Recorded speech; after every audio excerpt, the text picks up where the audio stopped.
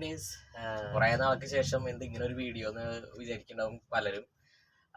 അപ്പോൾ ഞങ്ങള് പിന്നെ എന്താണ് എൻ്റെ ഈ ഒരു കോലൊന്നും ചിന്തിക്കുന്നുണ്ടാവും. അപ്പോൾ ഞങ്ങൾ പഴനിക്കൊക്കെ പോയി. ഉണ്ണിക്ക് 1 വയസ്സിൽ പോകാൻ പറ്റില്ല, 2 വയസ്സിലാണ് ഇപ്പോൾ പോകാൻ പറ്റിയത്. അപ്പോൾ ഞാൻ വിചാരിച്ചു എന്താ പറയുക, ലെറ്റ്സ് ടോക്ക് എന്ന് പറഞ്ഞ ചെറിയൊരു വിചാരിച്ചു, സീരീസ് പോലെ ചെയ്യാമെന്ന് വിചാരിച്ചു. അപ്പോൾ ആദ്യത്തെ ഒരു വീഡിയോ ആണ് എൻ്റെത്. അപ്പോൾ ഈ ഒരു സ്റ്റോക്കിൽ ഞാനിപ്പോൾ ഇന്ന് പറയാൻ പോകുന്നത് വെച്ചിട്ടുണ്ടെങ്കിൽ ഹരിനാമകീർത്തനത്തെ കുറിച്ചാണ് പറയാൻ പോകുന്നത്. കാര്യം എന്താ വെച്ചിട്ടുണ്ടെങ്കിൽ ഞാനിപ്പോൾ ഒരു 5-6 ഏകദേശം 2-3 ദിവസം മുന്നാണ് ഞാൻ ഹരിനാമകീർത്തനം ഷോർട്സ് ഇട്ട് തുടങ്ങിയത്. അപ്പോൾ ആ ഷോർട്സിൽ എന്താ പറയുക, നല്ല നല്ല റീച്ച് ഉണ്ടായിരുന്നു. അപ്പോൾ ഞാൻ വിചാരിച്ചു അപ്പോൾ എന്തായാലും കണ്ടിന്യൂസ് ആയിട്ട് ഹരിനാമകീർത്തനത്തെ കുറിച്ചിട്ട് ഞാനിപ്പോൾ ഇടണത് ടൈം എന്ന് വെച്ചിട്ടുണ്ടെങ്കിൽ 4 മുതൽ 4:30 വരെ, അതിൻ്റെ ഉള്ളിലാണ് ഞാൻ ഹരിനാമകീർത്തനം ഇടുന്നത്.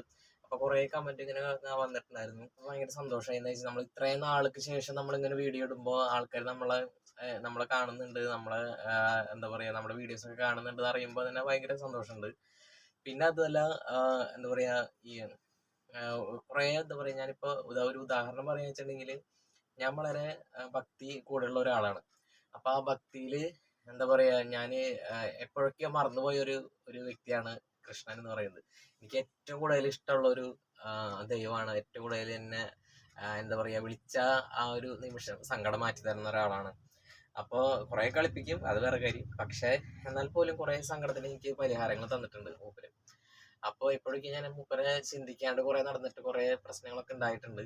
പക്ഷേ ഇപ്പോഴാണ് ഞാൻ ആ ഒരു ഇപ്പോൾ എന്താ പറയുക, കുറച്ചും കൂടിയും ഈ മുന്നത്തേക്കാളും കുറച്ചുകൂടിയും എന്താ പറയുക, ആത്മീയമായ കാര്യങ്ങൾ കുറച്ചും കൂടിയും എന്താ പറയുക, ഈ പ്രാധാന്യം ഇപ്പം ലൈഫിൽ ഉണ്ടെന്നുള്ളൊരു തിരിച്ചറിവ് പോലെ വന്ന പോലെ തോന്നുക. കാരണം അപ്പം ഞാൻ കൂടുതലും എന്താ പറയുക, അതിനെക്കുറിച്ച് അറിയാനായിട്ട് ഇപ്പോൾ ഞാനിപ്പോൾ ചെറുപ്പത്തിൽ എന്താ വെച്ചിട്ടുണ്ടെങ്കിൽ അറിയില്ല. എന്താ വെച്ചിട്ടുണ്ടെങ്കിൽ എന്തിനാണ് വിളക്ക് എത്തിക്കണത്, എന്തിനാണ് വിളക്ക് എത്തിക്കണത്, എന്തിനാണ് നാമം എത്തിക്കണത് ഒന്നും എനിക്കറിയില്ല. എന്ന് വെച്ചാൽ എൻ്റെ അച്ഛനമ്മയ്ക്കൊന്നും പറഞ്ഞു തരാൻ അറിയില്ല. കാര്യം അവർക്ക് അത്രയും വിദ്യാഭ്യാസവും ഇല്ല. അപ്പം അതുകൊണ്ട് തന്നെ നമുക്ക് ആരും ചൊല്ലി പഠിപ്പിക്കാനോ പറഞ്ഞു തരാനോ അതിനെക്കുറിച്ച് എന്താണ് പുരാണമെന്നോ, എന്താണ് പുരാണ ഇതിഹാസങ്ങളെന്നോ, അല്ലെങ്കിൽ എന്താണ് മഹാഭാരതം, എന്താണ് രാമായണം, എന്താണ് നാരായണീയം, എന്താണ് ഹരിനാമകീർത്തനം, എന്തൊന്നും പറഞ്ഞു തരാനായിട്ട് ആർക്കും അറിയില്ല. പക്ഷേ എന്താ പറയുക, എൻ്റെ മകൾ ഇനി വരുന്ന എൻ്റെ തലമുറ മകളാണ്. അപ്പം എൻ്റെ മകൾക്ക് എന്താ പറയുക, ഇതിനെക്കുറിച്ച്, അത് ആത്മീയമായിട്ടുള്ള കാര്യങ്ങളായിക്കോട്ടെ, സമൂഹമായിട്ടുള്ള ചുറ്റുപാടും കാര്യങ്ങളായിക്കോട്ടെ, അവൾക്ക് ചെറിയൊരു അറിവെങ്കിലും എനിക്ക് കൊടുക്കാനായിട്ട് സാധിക്കണം. ഞാനൊരു അച്ഛനായതുകൊണ്ട് തന്നെ എനിക്ക് ആ ഒരു എന്താ പറയുക, എനിക്ക് ആ ഒരു അറിവ് എൻ്റെ മകൾക്ക് നല്ല രീതിയിൽ തന്നെ പറഞ്ഞു കൊടുക്കുന്നുണ്ട്. അപ്പോൾ എനിക്ക് എൻ്റെ അച്ഛനായാൽ പോലും വിളക്ക് കത്തിക്കട എന്ന് പറയാറുള്ളൂ. അല്ലാതെ അത് എന്തിനാണ് എങ്ങനെയാണെന്ന് അച്ഛനായാലും പറഞ്ഞു തരാൻ അറിയില്ല, അമ്മയ്ക്കായാലും അറിയില്ല. അപ്പോൾ ഞാൻ വിചാരിച്ചതെന്ന് വെച്ചിട്ടുണ്ടെങ്കിൽ എൻ്റെ മകൾക്ക് നല്ല രീതിയിൽ തന്നെ എനിക്കത് പറഞ്ഞു കൊടുക്കാൻ സാധിക്കണം. പുരാണങ്ങളെ കുറിച്ച് പറഞ്ഞു കൊടുക്കാൻ സാധിക്കണം. എന്താണ് അതിൽ അർത്ഥമാകുന്നത് പറഞ്ഞു കൊടുക്കാൻ സാധിക്കണം. അപ്പോൾ ഓരോ കാര്യങ്ങൾ ഞാൻ പഠിച്ചു വരുന്നതെന്ന് വെച്ചാൽ എൻ്റെ മകൾക്ക് വേണ്ടിയിട്ടാണ്. പിന്നെ എന്താ വെച്ചിട്ടുണ്ടെങ്കിൽ എനിക്ക് തോന്നുന്നു നമ്മുടെ ഹിന്ദു മതത്തിനാണെന്നോട്, ഹിന്ദുക്കൾക്കാണെന്നോട് ഏറ്റവും കൂടുതൽ എന്താ പറയുക, ആ ഒരു ഇന്നത് നീ ചെയ്യണം, അല്ലെങ്കിൽ ഇതാണ് ചെയ്യേണ്ടത്, ഇതാണ് പഠിക്കേണ്ടത് എന്നുള്ള ഒരു എന്താ പറയുക, അതിനെക്കുറിച്ച് അറിയണം. ഇപ്പോൾ ആത്മീയമായ കാര്യങ്ങൾ ആത്മീയമായ കാര്യങ്ങൾ കുറേ പറയുമ്പോഴായിരിക്കും അവൻ എന്താ പറയുക, അവൻ ഈശ്വര വിശ്വാസിയാണ്, അതാണ് ഇതാണ് കുറേ കാര്യങ്ങൾ പറയും, അന്ധവിശ്വാസിയാണെന്നൊക്കെ പറയും. പക്ഷെ നമ്മളതല്ല, അത് ചെറിയൊരു രീതിയിൽ പോലെ ആയാൽ പോലെ നമുക്കത് പഠിച്ചെടുക്കാൻ സാധിക്കണം. എന്താ വെച്ചിട്ടുണ്ടെങ്കിൽ നമ്മുടെ വരുന്ന തലമുറയ്ക്കായാലും നമുക്കത് പറഞ്ഞു കൊടുക്കാൻ സാധിക്കണം. അപ്പോൾ എന്താ വെച്ചിട്ടുണ്ടെങ്കിൽ നമുക്കിപ്പോൾ മറ്റ് മതസ്ഥരായിക്കോട്ടെ, ക്രിസ്ത്യൻ ആയിക്കോട്ടെ, മുസ്ലിം ആയിക്കോട്ടെ, ഇവർക്കായാൽ പോലും അവർക്ക് ആ ഒരു ചിട്ടവട്ടങ്ങൾ 5 നേരം നിസ്കരിക്കണം. മുസ്ലിങ്ങൾക്ക് 5 നേരം നിസ്കരിക്കണം.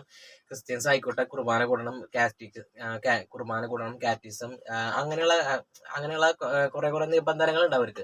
പക്ഷെ ഹിന്ദു മതത്തിലായിരിക്കും വേണമെങ്കിൽ അമ്പലത്തിൽ പോകാം, അല്ലെങ്കിൽ പോകണ്ട, കുഴപ്പമില്ല, അങ്ങനെ ഒരു ചിട്ടയാണ്. പക്ഷെ ഞാൻ എൻ്റെ പേഴ്സണൽ ഒരു അഭിപ്രായം എന്ന് വെച്ചിട്ടുണ്ടെങ്കിൽ അങ്ങനെയല്ല. കാര്യം എന്ന് വെച്ചിട്ടുണ്ടെങ്കിൽ നമ്മുടെ മക്കൾക്ക് നല്ല രീതിയിൽ തന്നെ പറഞ്ഞു കൊടുക്കാനായിട്ട് നമുക്കതിന് സാധിക്കണം. അതായത് അത് ചിട്ടയോട് കൂടിയിട്ട് അതിനെന്താണ് എന്തിനാണ് അമ്പലത്തിൽ പോകുന്നത്, എന്തിനാണ് നമ്മൾ ഭഗവാനെ വിളിക്കുന്നത്, എന്തിനാണ് നമ്മൾ എന്താ പറയുക, കുറേ കാര്യങ്ങൾ എന്തുകൊണ്ടാണ് നമ്മളത് മനസ്സിലാക്കിയിരിക്കണമെന്ന് നമുക്കത് നമ്മുടെ മക്കൾക്ക് പറഞ്ഞു കൊടുക്കാൻ സാധിക്കണം.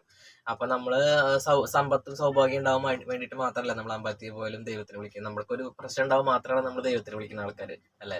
പക്ഷെ അതല്ലാതെ നമ്മൾ ദൈവത്തിന് വിളിച്ചാൽ നമുക്ക് അതിൻ്റെ ഒരു സുഖം അനുഭവിക്കാൻ പറ്റുമെന്നുള്ള കാര്യം നമുക്ക് മനസ്സിലാക്കി അതിനൊരു തിരിച്ചറിവ് നമുക്ക് കൊടുക്കാൻ സാധിക്കണം. അപ്പോൾ നമുക്ക് എന്തായാലും പോലും എന്താ പറയുക, ഭഗവാനെ കുറിച്ച് കുറേ കാര്യങ്ങൾ പറഞ്ഞു കൊടുക്കുമ്പോഴായാലും നമുക്ക് ഒരു കിട്ടുന്നൊരു ആശ്വാസമുണ്ട്. പ്രത്യേകിച്ച് ഈ കലികാലത്ത് നമ്മൾ പറഞ്ഞ് പഠിപ്പിക്കേണ്ടതും ചൊല്ലേണ്ടതും ചൊല്ലി പഠിപ്പിക്കേണ്ടതും ഒക്കെ ആയിട്ടുള്ളതാണ് ഹരേ കൃഷ്ണ കൃഷ്ണ കൃഷ്ണ ഹരേ ഹരേ, ഹരേ രാമ രാമ രാമ ഹരേ ഹരേ. ഇതെന്നും മക്കൾക്ക് 6 മണിക്ക് വിളക്ക് വയ്ക്കുമ്പോൾ എന്തായാലും ചൊല്ലാനായിട്ട് പറയാം. നാരായണ നാരായണ വെറുതെ ചൊല്ലിയാലും മതി. മാക്സിമം ഒരു 15 മിനിറ്റെങ്കിലും നമ്മളൊരു നാമം എത്തിക്കാനായിട്ട് ഇരിക്കുക, കുടുംബസമയം തന്നെ ഇരിക്കുക. അതാണ് ഏറ്റവും കൂടുതൽ ഐശ്വര്യം എന്ന് പറയുന്നത്. പിന്നെ അത് മാത്രമല്ല, നമ്മൾ വിളക്ക് കത്തിക്കുമ്പോൾ ഇപ്പം പ്രത്യേകിച്ചും ഇപ്പോഴത്തെ ഒരു ജനറേഷൻ കണ്ടുവരുന്നത് നമ്മുടെ പേരൻസ് ചെയ്യുന്ന ഒരു തെറ്റാണ്. കാര്യം പറയുക വെച്ചിട്ടുണ്ടെങ്കിൽ, വിളക്ക് വെച്ചിട്ട് നേരെ ഓടിപ്പോയിട്ട് TV ഓൺ ചെയ്ത് സീരിയൽ എന്തായിരിക്കും ഇന്നലത്തെ ബാക്കി എന്തായിരിക്കും എന്നുള്ള ചിന്തിച്ചിട്ടായിരിക്കാം ഒരുപക്ഷെ അതിരിക്കുന്നുണ്ടാവുക. പക്ഷെ ആ ഒരു മാക്സിമം അത് അരമണിക്കൂറാണ്. പക്ഷെ മാക്സിമം ഒരു 5 മിനിറ്റ് എങ്കിലും നമുക്ക് ഭഗവാനെ വിളിക്കാനായിട്ട് നീക്കി വെക്കേണ്ടത് വളരെയധികം അത്യാവശ്യമായിട്ടുള്ള ഒരു കാര്യമാണ്. അപ്പോൾ നമ്മുടെ മക്കൾ കണ്ടു വരുന്നതെന്നാണ്, വിളക്ക് വെച്ചതിന് ശേഷം സീരിയൽ കാണാന്നുള്ളതാണ് നമ്മുടെ തലമുറ കണ്ടുപിടിച്ച് വരുന്നത്. അപ്പോൾ അത് അങ്ങനെയല്ല. നമ്മുടെ ആത്മീയമായ കാര്യങ്ങൾക്ക് എന്തെങ്കിലും കാര്യങ്ങൾ നമുക്ക് ആത്മീയമായ കാര്യങ്ങൾ നമുക്ക് മക്കൾക്ക് അത് പറഞ്ഞു കൊടുക്കാനായിട്ട് സാധിക്കണം. അപ്പോൾ അതാണ് നമുക്ക് എന്താ പറയാ. അപ്പൊ എനിക്ക് ഏറ്റവും കൂടുതൽ ഇപ്പൊ വളരെയധികം മനസ്സിൽ സന്തോഷമായിട്ടുള്ളതെന്ന് വെച്ചിട്ടുണ്ടെങ്കിൽ, ഞാൻ ഭഗവത്ഗീതയുടെ ക്ലാസ്സിൽ കയറിയപ്പോഴാണ് എനിക്ക് കുറെ കാര്യങ്ങൾ എനിക്ക് മനസ്സിലായി തുടങ്ങിയത്. പിന്നെ അതുപോലെ ഹരിനാമകീർത്തനത്തെ കുറിച്ച് വളരെയധികം മനോഹരമായിട്ടുള്ളതാണ് നമ്മുടെ എഴുത്തച്ഛൻ അതിന് വർണ്ണിച്ചിരിക്കുന്നത്. ഓരോ അർത്ഥമായിക്കോട്ടെ വ്യാഖ്യാനമായിക്കോട്ടെ വളരെയധികം കിളിപ്പാട്ട് രൂപത്തിൽ തന്നെ വളരെയധികം മനോഹരമായിട്ടാണ് നമ്മുടെ എഴുത്തച്ഛൻ അത് എഴുതി ചിട്ടപ്പെടുത്തിയിരിക്കുന്നത്. അത് തന്നെ നമുക്ക് വായിക്കുമ്പോൾ തന്നെ ആയാൽ പോലും നമ്മൾ ഇത്രയാണോ ഒരു അഹങ്കാരി, അത് നമ്മൾ തന്നെ നമ്മളെന്താ പറയാ, നമ്മൾ തന്നെ ജീവിതം നമ്മൾ മുന്നോട്ട് പോയില്ല. നമ്മുടെ ആ ഒരു ശരീരം നമ്മൾ മുന്നോട്ട് പോകണമെങ്കിൽ പല കാര്യങ്ങൾ ഇതിൻ്റെ ഉള്ളിൽ ഇങ്ങനെ പ്രവർത്തിച്ചിട്ട് ഇരിക്കുന്നുണ്ട് ഇല്ലേ. പക്ഷെ നമ്മൾ അതിനൊന്നും നമ്മൾ വകവയ്ക്കാതെ ഞാനാണ് വലുത് എന്നുള്ളൊരു അഹംഭാവത്തിലാണ് കിടന്ന് നടക്കുന്നത് തന്നെ. അപ്പോൾ അതല്ല, നമ്മളെ നയിക്കുന്ന ഒരു ദിവ്യശക്തി നമ്മുടെ ഉള്ളിൽ ഉണ്ടെന്നുള്ള തിരിച്ചറിവ് നമുക്ക് ഉണ്ടാവുന്നത് എന്താ പറയുക. എനിക്ക് ഉണ്ടായിരുന്നുണ്ടെങ്കിൽ ഹരിനാമകീർത്തനത്തെ കുറിച്ച് കുറെ കാര്യങ്ങൾ അറിഞ്ഞപ്പോഴാണ്. അർത്ഥമായിക്കോട്ടെ അതിൻ്റെ വ്യാഖ്യാനമായിക്കോട്ടെ വളരെയധികം എന്താ പറയുക, നമ്മൾ ചിന്തിക്കാൻ പറ്റാത്ത ഒരു രീതിയിലാണ് അർത്ഥങ്ങളൊക്കെ വളരെയധികം മനോഹരമായിട്ടാണ് പറഞ്ഞിരിക്കുന്നത്. അപ്പോൾ എന്താ പറയുക, അപ്പോൾ ഞാൻ ഹരിനാമകീർത്തനത്തെ കുറിച്ചാണ് ഞാനിപ്പോൾ എന്താ പറയുക, ഈ ഒരു 5-6 ദിവസമായിട്ടുള്ള ഷോർട്സിൽ ഞാൻ ഇട്ടപ്പോൾ ഞാൻ വിചാരിച്ചു, ഈശ്വര അത് ഇത്രയും പെട്ടെന്ന് അത് ഒരു ദിവസം കൊണ്ട് തന്നെ എന്താ പറയുക 1000 വ്യൂവേഴ്സ് കടന്നു പോകുന്നുണ്ട്. എന്ന് വെച്ചാൽ നമുക്ക് ആത്മീയമായ കാര്യങ്ങൾക്ക് അറിയാനായിട്ട് ആൾക്കാർക്ക് താല്പര്യമുണ്ടായിരിക്കും ഒരു പക്ഷെ. അപ്പോൾ പിന്നെ അതല്ല, ഹരിനാമകീർത്തനം നമ്മുടെ മക്കൾക്കാണ് ശരിക്കും പറഞ്ഞു കൊടുക്കുന്നത്. അതായത് 51 അക്ഷരത്തിനെ വളരെയധികം മനോഹരമായിട്ട് എഴുത്തച്ഛൻ വിവരിച്ചിട്ടുണ്ട്. അതിനെ ഭഗവാന്റെ ആ ഒരു എന്താ പറയുക, ഒരു വളരെയധികം എന്താ പറയുക, ആ ഒരു ലീലാവിലാസങ്ങളും കാര്യങ്ങളൊക്കെ 51 അക്ഷരത്തിൽ അദ്ദേഹം ഇങ്ങനെ പറഞ്ഞു പോകുന്നുണ്ട്. അപ്പൊ നമുക്ക് ഇപ്പൊ ആദ്യാക്ഷരങ്ങൾ പറഞ്ഞു കൊടുക്കുമ്പോഴായാൽ പോലും ആ ഒരു 51 അക്ഷരത്തിന്റെ ആ ഒരു ശ്ലോകങ്ങളായിപ്പോലും പദ്യങ്ങളായിക്കോട്ടെ അതിങ്ങനെ പറഞ്ഞു കൊടുക്കുക വെച്ചിട്ടുണ്ടെങ്കിൽ മക്കൾക്ക് ഒത്തിരി കൂടി ബൈഹാർട്ട് ആവാനും നമുക്ക് ആ ഒരു ചിന്ത, ഭഗവാനെ കുറിച്ചുള്ള ചിന്ത മക്കൾക്ക് ഉണ്ടാവാനും വളരെയധികം ഉപകാരപ്പെടും തോന്നുന്നു എനിക്ക്. പിന്നെ എന്താ വെച്ചിട്ടുണ്ടെങ്കിൽ, നിങ്ങൾക്ക് ഹരിനാമകീർത്തനെ കുറിച്ച് എന്താ പറയാ, ഇപ്പൊ അറിയണ കാര്യങ്ങളായിക്കോട്ടെ ഒക്കെ കമന്റിൽ നിങ്ങൾ പറയാ. ഹരിനാമകീർത്തനം എങ്ങനെയാണ് അത് ഇപ്പൊ ഞാൻ ചൊല്ലുമ്പോഴായാൽ പോലും എന്തെങ്കിലും മിസ്റ്റേക്ക് കാര്യങ്ങളൊക്കെ ഉണ്ടെങ്കിൽ അതൊക്കെ പറഞ്ഞു തരാം. എന്നുവെച്ചാൽ ഞാൻ ആദ്യമായിട്ടാണ് ഒരു എന്താ പറയാ ഇങ്ങനെ ചൊല്ലണത്. ഞാൻ ആദ്യമായിട്ടാണ് കുറിച്ച് അങ്ങനെ പഠിച്ചിട്ട് പോലും ഇല്ല. അപ്പോ ഇപ്പോഴാണ് കുറെ കാര്യങ്ങളൊക്കെ പറഞ്ഞ് മനസ്സിലായി വരുന്നത്. അപ്പൊ ഞാനത് ഞാൻ ചൊല്ലിയിട്ടാണ് ഷോർട്സ് ആയിട്ട് ഇടണത്. അതിലെന്തെങ്കിലും തെറ്റുകുറ്റം വ്യാഖ്യാനത്തിലോ അല്ലെങ്കിൽ എന്തെങ്കിലുമൊക്കെ ഇതുണ്ടെങ്കിൽ അതൊക്കെ കമന്റിൽ നിങ്ങൾ ഇടുക.